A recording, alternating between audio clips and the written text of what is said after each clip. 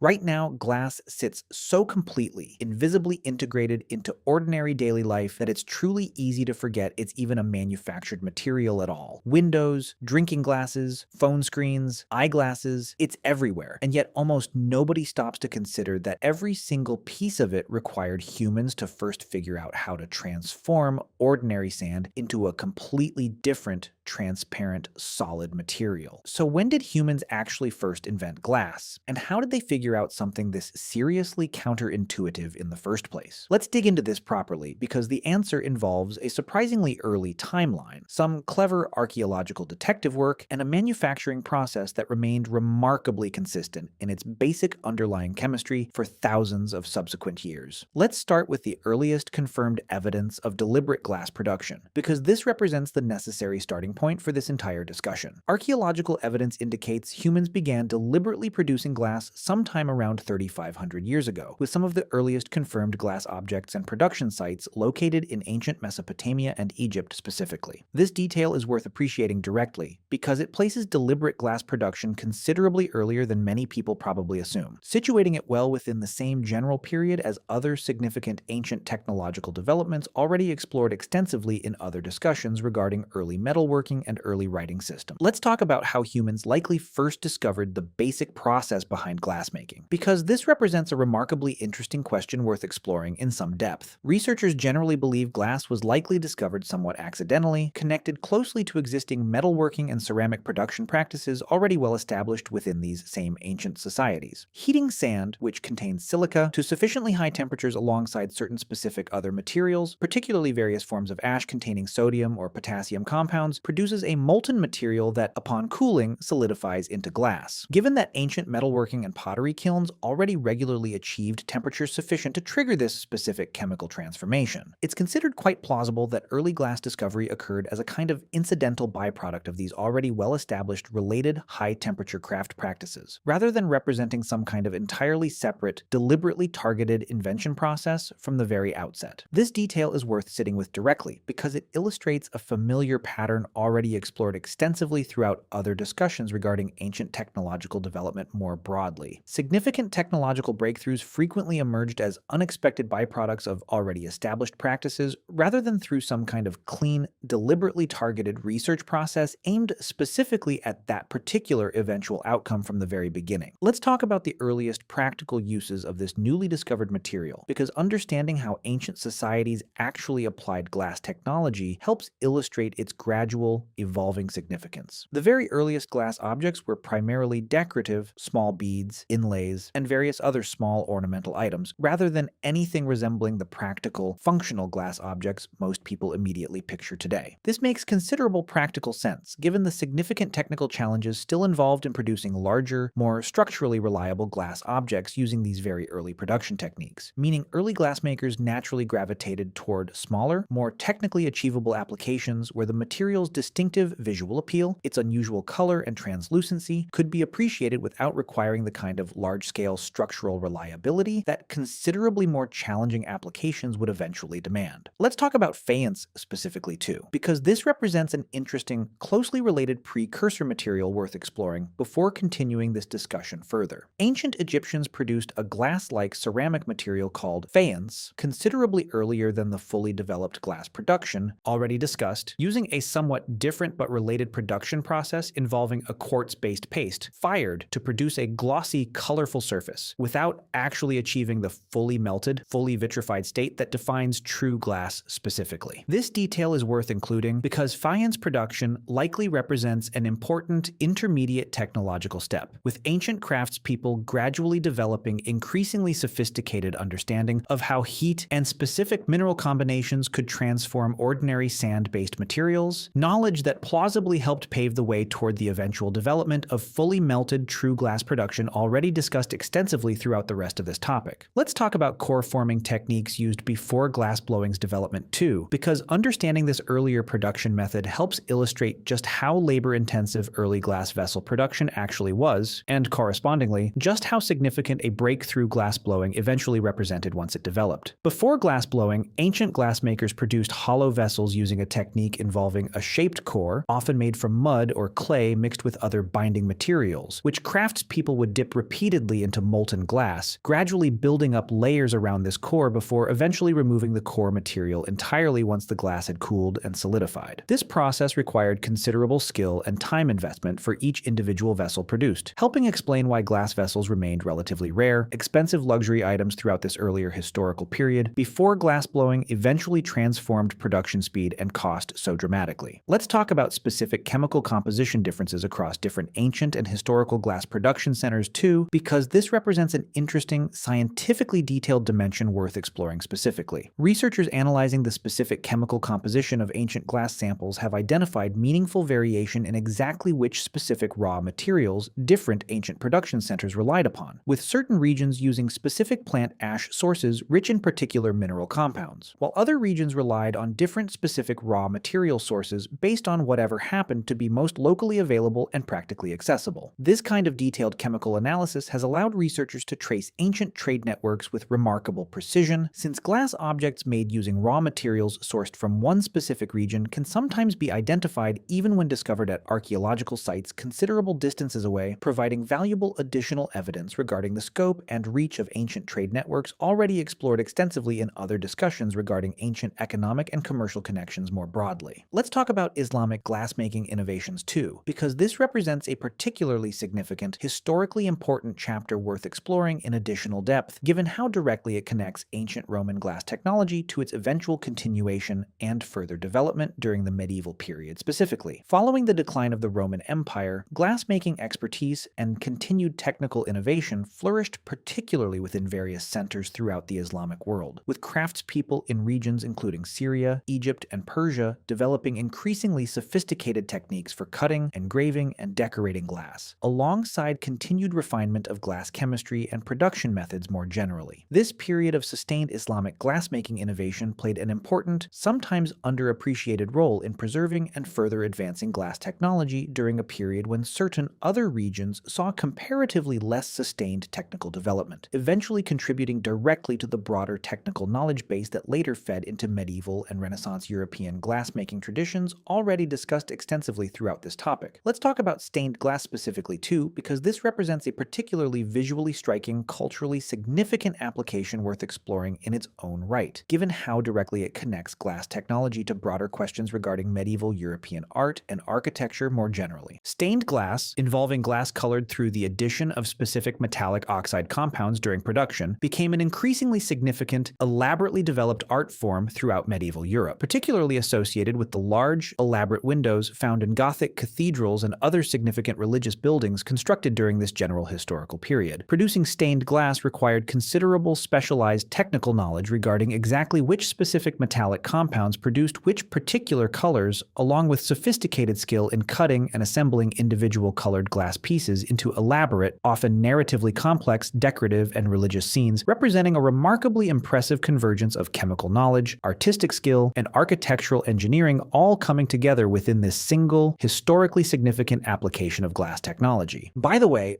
if you want to go even deeper into the secret lives of ancient humans, I just launched a full course called The Secret Lives of Ancient Humans.